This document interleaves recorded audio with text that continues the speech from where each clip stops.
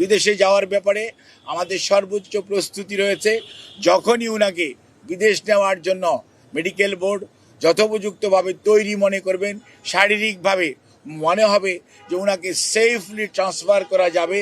কারণ মনে রাখতে হবে 12 থেকে 14 ঘন্টা যখন আপনি এয়ার ফ্লাই করবেন, তখন যে হাই অল্টিটিউডে মানুষের শারীরিক যে পরিবর্তন হয় সেটির সাথে খাপ খাওয়ানো একজন অসুস্থ মানুষের পক্ষে সব সময় সম্ভব হয় না। কাজে এই জিনিসটি খেয়াল রেখে আপনারা দয়া করে বিভ্রান্তও হবেন না, দয়া করে কেউ বিভ্রান্তি ছড়ানোর চেষ্টা করবেন না।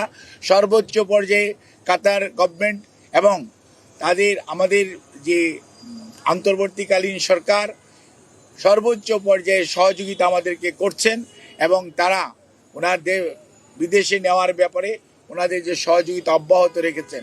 বাট ওনার শারীরিক সুস্থতা এবং চিকিৎসা মেডিকেল বোর্ডের যখন পরামর্শ হবে তখনই ইনশাআল্লাহ ওনাকে বিদেশে নিয়ে যাওয়ার হবে। তবে সবার আগে মনে রাখতে হবে ওনার চিকিৎসাটাই সর্বোচ্চ প্রাধান্য পাবে।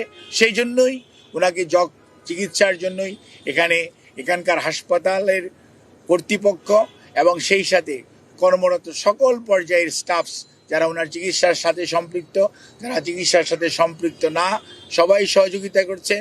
সর্বোচ্চ পর্যায়ে হাসপাতালে ভর্তিকৃত অনেক রুগী এবং রুগীর আত্মীয় স্বজন আমাদের অনেক আবেগপ্রবণ আমাদের সহকর্মীদের কারণে হয়তো অনেকভাবে বাধাগ্রস্ত হচ্ছেন।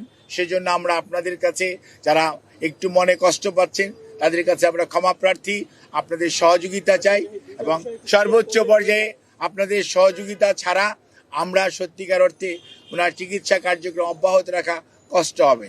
এবং শুধুমাত্র আল্লাহ রাব্বুল আলামিনের কাছে দোয়া করেন, আল্লাহর অশেষ সহমতে সব সময় উনি এসছেও প্রতিকূল অবস্থা থেকে আল্লাহ ওনাকে সুস্থ করেছেন। আপনাদের সবার দোয়ায় আমরাও এবার এবং মেডিকেল বোর্ড অত্যন্ত আশাবাদী যে এবারও ওনার যে শারীরিক জটিলতা এটা থেকে আপনাদের দোয়া এবং আল্লাহর অশেষ মেহেরবানিতে ইনশাআল্লাহ দেশনেত্রী বেগম খালেদা জিয়া সুস্থ হবেন।